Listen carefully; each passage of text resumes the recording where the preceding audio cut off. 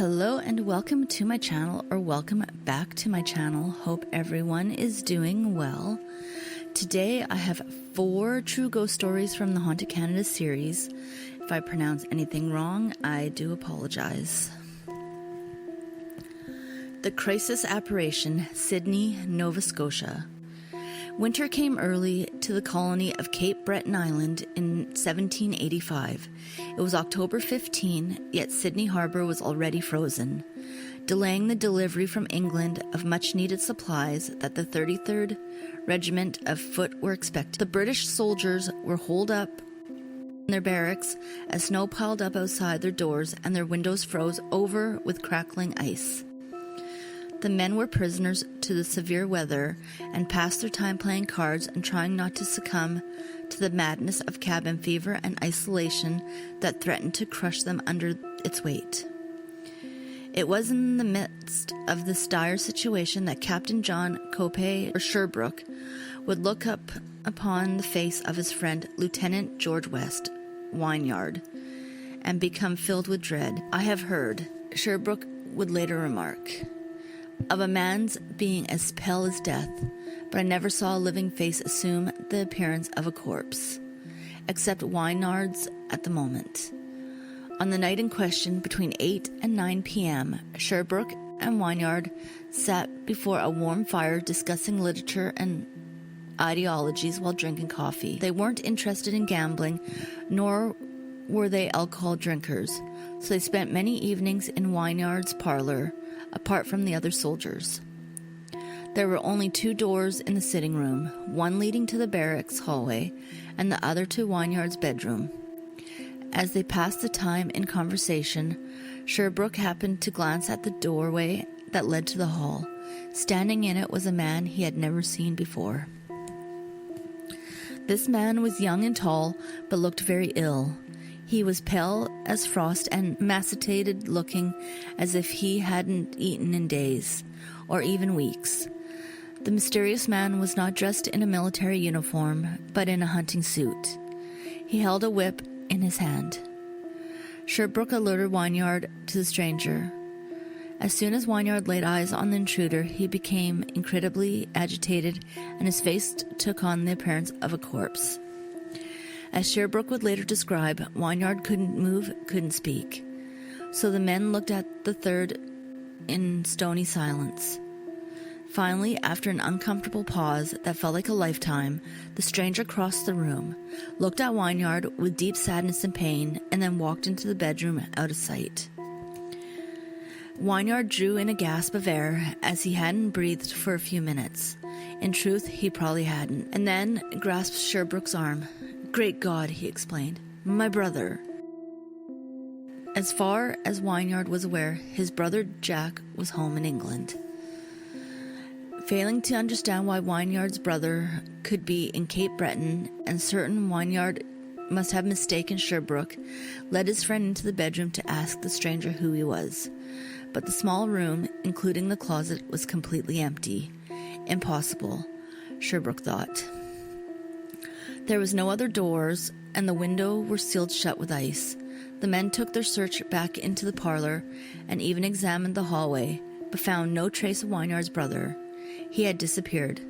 They took note of the time at which the emaciated man had first appeared, and made a pact not to tell any of the other men, for fear of creating a stir. But Wynyard was distraught. He thought that something bad had happened, that some tragedy had befallen his brother, and that the haunting vision that had walked through his sitting room was a bad omen. Time passed, but his anxiety did not. He grew increasingly impatient for the next shipment of letters from England, hoping to hear his brother was okay. And he began to confide in his comrades that he feared his brother might not be well. The other men in the 33rd Regiment became suspicious. Finally, after prolonged prodding, Wynyard shared the story of his brother's appearance in the night. The men quickly became obsessed with the tale and were determined, perhaps nearly as much as Wynyard himself, to discover what had happened. They searched newspapers from England for any notice of the Wynyard name and anxiously awaited the next delivery of letters from home. When the mail finally arrived, all the men demanded to know if Wynyard had received a letter before they asked for their own long-awaited correspondence from home. But no letterhead came for Wynyard. The men, disappointed, dispersed. There was, however, a solitary letter addressed to Sherbrooke. He stood staring at it for some time and then finally turned it over, broke the seal, and opened it. After a quick glance at its contents, Sherbrooke asked Wynyard to follow him to a private room. They left. Silence filled the mailroom. The soldiers were convinced Sherbrooke's letter contained some clue, perhaps a full explanation to the appearance of Wynyard's brother earlier in the year. After an hour had passed and the suspense had become nearly unbearable, Sherbrooke finally returned. He crossed the room without speaking or making eye contact with anyone and stopped at the fireplace. He rested his arm and head on the mantel and stared deep into the flames. After another agonizingly drawn-out moment, he said in a low whisper that only those closest to him could hear, "Wynyard's brother is no more." The letter had begun. "Dear John, break to your friend Wynyard the death of his favorite brother." It further explained. Sherbrooke relayed with a chill that Jack had died on October 15th at the exact time that the ghost, for by now the men had come to believe that the emaciated stranger must surely have been a ghost, had walked into Wynyard's parlor and looked forlornly at his brother. But Jack Wynyard was no simple ghost. He was what's known as a crisis apparition, the spirit of a person who appears before loved ones at the time of death. Why Jack's spirit traveled halfway around the world and walked past his brother without a word before disappearing is unknown. But 40 years later, while speaking with a friend, Sherbrooke solemnly swore that the story was completely true. That night had made him a changed man who looked on matters of life, death, and eternity in a different light, and he believed he'd soon be called into another world himself. Whether or not he returned after death is unknown. Afraid of the Dark, Regina, Saskatchewan. In the late 1800s, Francis Nicholson Dark was a successful businessman and landowner. He was also mayor of Regina, a member of Parliament, and donated much of the money needed to build the University of Regina. As a supporter of the performing arts, he funded the construction of the Dark Hall for music and art on the campus. He died in 1940, but that hasn't stopped him from enjoying the performances in the building named for him. During musical programs, modern-day audiences have spotted a man sitting in the middle of the auditorium who stands out from the crowd, as well dressed in a suit that resembles the style that was popular in the early 1900s, and he always sits alone. He doesn't speak to anyone, nor seem to even be aware of his surroundings, utterly transfixed by the music performed on stage. When the music ends and the audience stands to applaud, the man disappears. Dark has also been seen in other locations about campus. Dana Harai Hoare, who would later form a paranormal research team, saw her first ghost standing on the steps outside Dark Hall. She locked eyes with the man and immediately felt like 1,000 volts of electricity had surged through her body and taken her breath away. Wanting to learn more about whom the man might have been, she went to the library and began flipping through the pages of local history books. She turned to a picture of Dark from the 1930s and knew at once it was the man she had seen. It was as if he was looking out at her intently from within the picture. Terry Duckett, a technician within the university's music department, recalls with uneasiness an odd occurrence that took place every night for 3 weeks. Whenever he was alone in the evening, he felt a powerful draft of cold air pouring down from the ceiling near his office. There were no vents nearby, and he checked to make sure all the building's doors and windows were closed. Finally, things grew too scary for Terry, and although he doesn't know why, he said, "Good night, Frank," as he was locking up. The cold air immediately turned to warm air, and Terry ran from the building. "Are you afraid of the dark?" if one day you enroll for classes at the University of Regina, you might be wise to develop a healthy fear of the dark.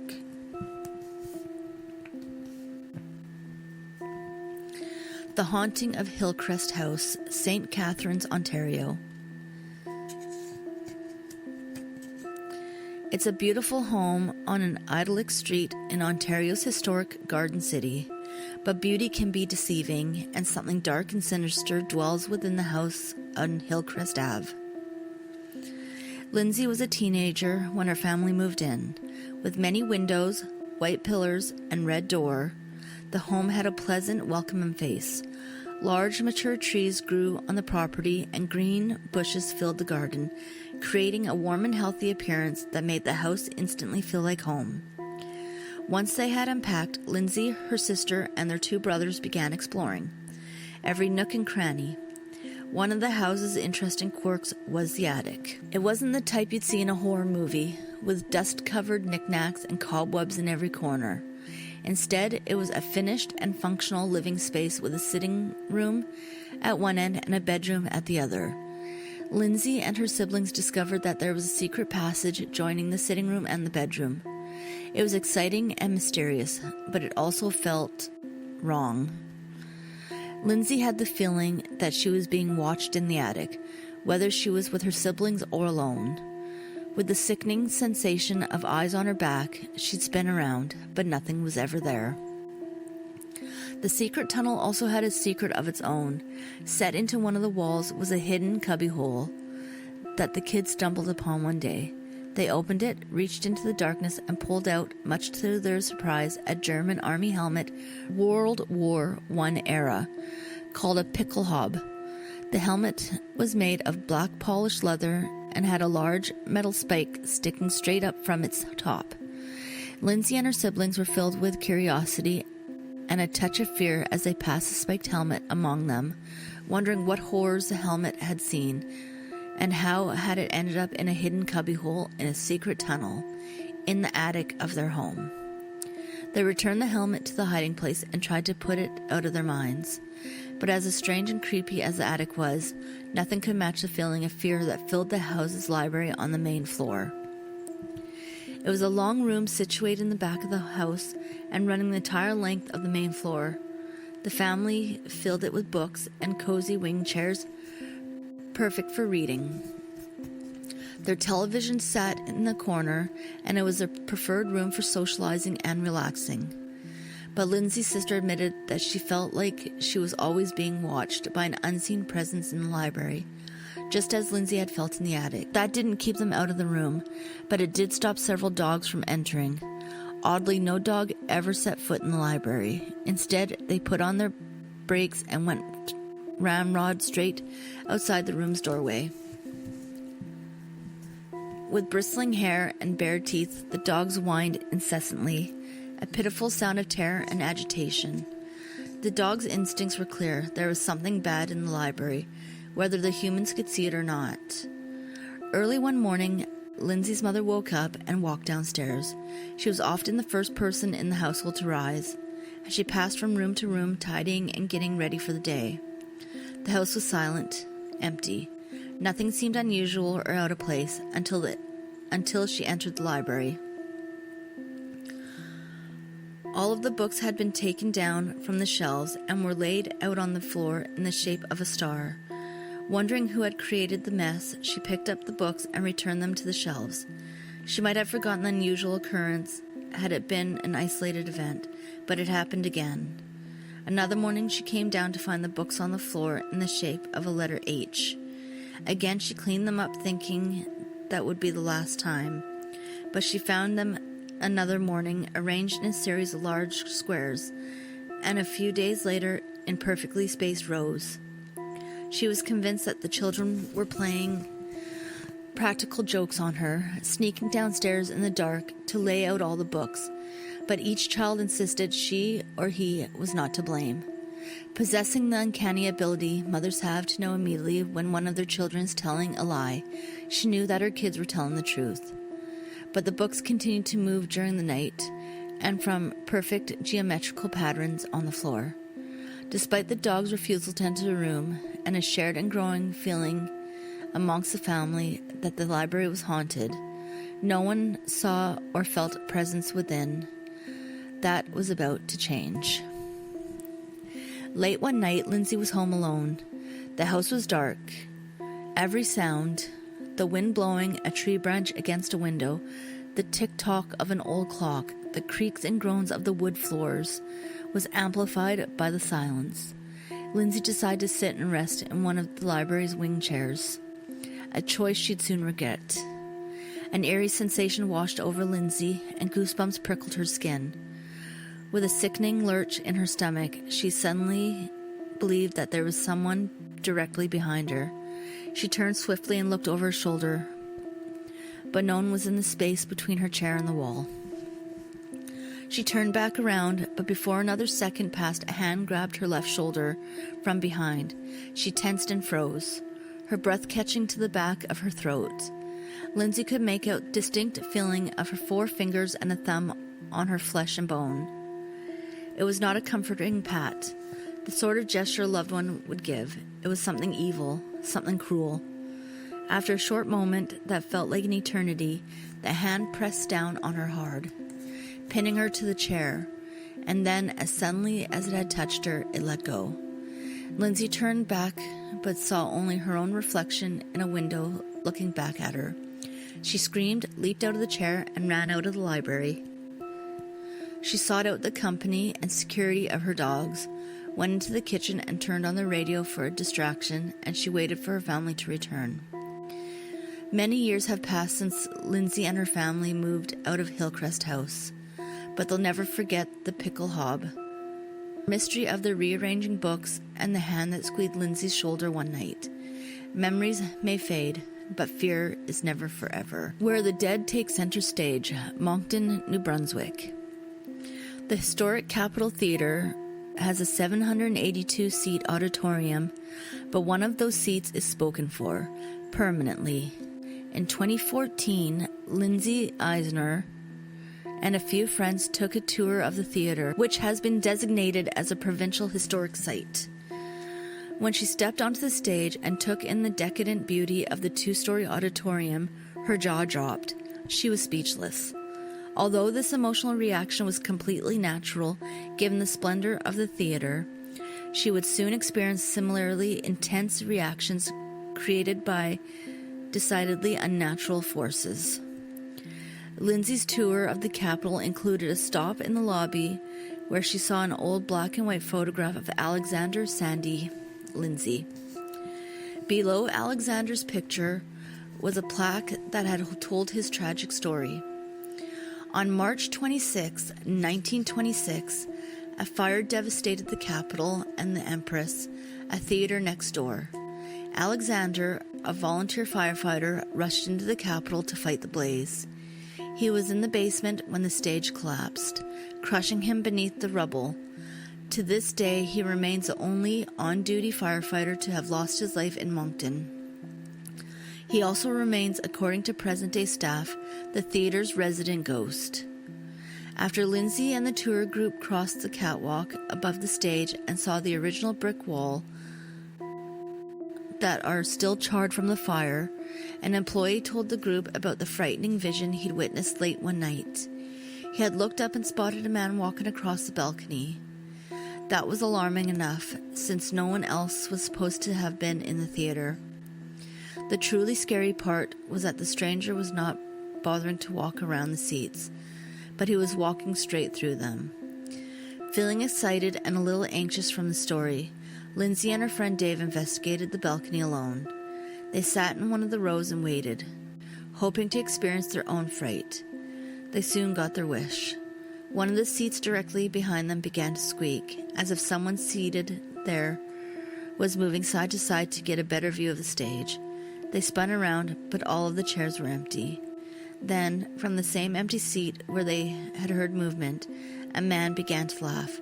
Whether the ghost was laughing at a performance only he could see, or at the startled looks on Lindsay and Dave's face, no one could say, but they were determined to find out who the ghost was. So they asked, "What is your name?" "Alex," said a gruff, moaning voice. Lindsay and Dave confirmed that they had both heard the ghostly response, and then a whistle sounded 3 times from the stage.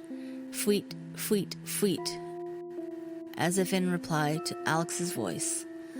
Later, when Lindsay and Dave rejoined their friends, Charmaine and Dwayne, they asked if anyone on the main level had whistled. No one had. The group agreed they could all use a break. While they sat on the stage and chatted, Lindsay noticed that a door had been propped open and secured with a stopwedge was now closed. She asked if anyone had closed the door. Everyone shook their heads. She rewound through the footage on a camera that she had set up on a tripod on stage. The open door could be seen in the back of the frame, with the soft blue light of the camera screen illuminating her face. Lindsay watched the odd scene in horror. A moment after the group passed through the doorway, the stopwatch flew out from under the door. The door swung shut, missing the last person in the party by mere inches, but somehow didn't make a sound. It was like a scene out of a horror movie, and the friends had unwittingly became the terrorized characters. Charmaine and Dwayne, sensing that the paranormal activity in the theater was growing in intensity, ventured into the basement where the collapsed stage had claimed Alexander's life many years ago. A short while later, Dwayne fled from the basement and rejoined the others. They could tell something was bothering him and asked what had happened. He told them that he and Charmaine had brought along an Ovilus, a device that reads electromagnetic frequencies and changes in temperature, then feeds the data into a preset database of over 2,000 words, allowing spirits to communicate with the living. When they turned on the Ovilus, 3 words came through: bury, under, burn. The temperature then immediately plummeted, and Dwayne was overwhelmed with an odd sense of dark energy, forcing him to leave. It's clear that Lindsay and her friends were joined by the ghost of Alexander that night, but for them it was an isolated event. For the Capitol staff, working with the spirit is an all too familiar aspect of the job. Kimberly Wayworth, development director at the theater, says that almost every member of staff has felt Al's presence, including her. It was Christmas Day and all was quiet and calm. Although the theater was closed, someone had to stop by the empty building to make sure the pipes hadn't frozen. That someone was Kim. Luckily, she didn't have to go in alone. She happened to be dog-sitting for one of the theater's regular performers, so she took Norman the dog along with her for company. Kim and Norman walked through the quiet building, the sound of their feet and paws echoing in the empty rooms. All seemed well. No frozen pipes, no other emergencies. She was almost ready to lock up and return home when something unexpected and unsettling happened. They were in a conference room located under the second-floor balcony, under Alexander's seat. Without warning, an awful feeling of not being alone overwhelmed Kim. Norman grew really quiet and dropped uncomfortably low to the ground.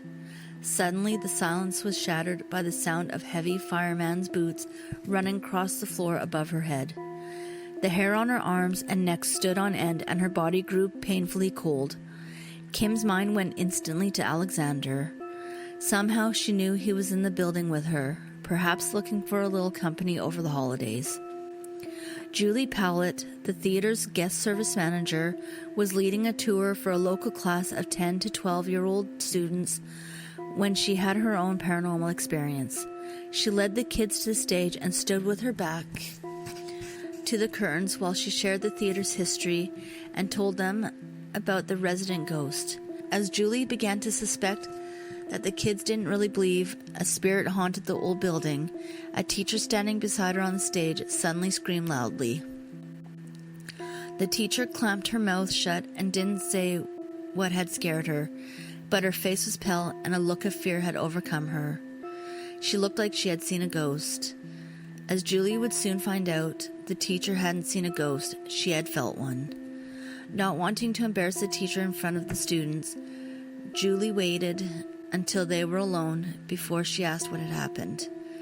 With a pinched mouth, a shake of her head, and a look of repulsion, the teacher said that while Julie spoke to the class, someone had grabbed her leg from behind, and then fingers had squeezed her tightly. There hadn't been anyone near them, no one living, that is. To this day, Julie never stands in front of the curtain while speaking to groups. She sits on the edge of the stage, a safe distance from the curtain. She has no desire to be grabbed by a cold, dead hand.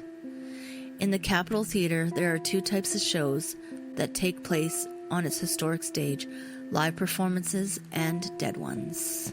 Thank you for listening. If you like this type of content, please consider subscribing and liking to my channel, and I will see you on the next one.